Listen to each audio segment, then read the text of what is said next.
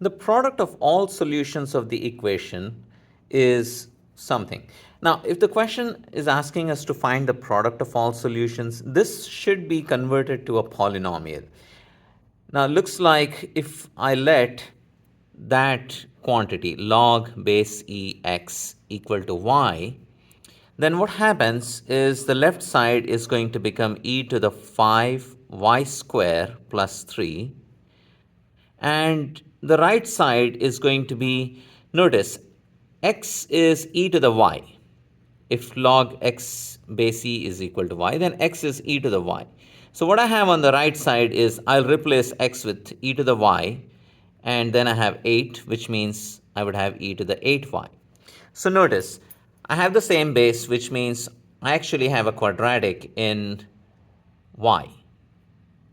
So I can set the exponents equal to each other, and at this point I'm going to write it in the standard form. And at this point, I also want to pay attention to the problem one more time. It says the product of all solutions. So this quadratic has two solutions. Say y1 and y2 are the solutions. y1 and y2. I know that their sum is given by 8 over 5 and their product is 3 over 5.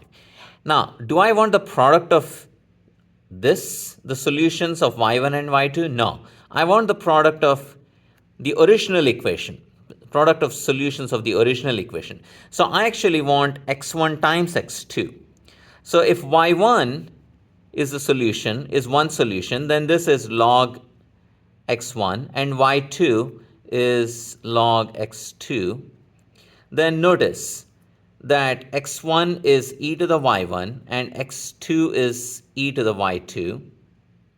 And if you want the product of x1, x2, x1, x2 is simply e to the y1 times e to the y2, which is e to the y1 plus y2. So we could simply look at, so we can get y1 plus y2. So we look at the sum. The sum y1 plus y2 we know is 8 over 5. So this is going to be e to the 8 over 5. So that's our answer. Now, if that is not natural, if that seems confusing, what you could do is you could simply go ahead and solve for y and then plug each of that for x and then multiply. You should get the same answer.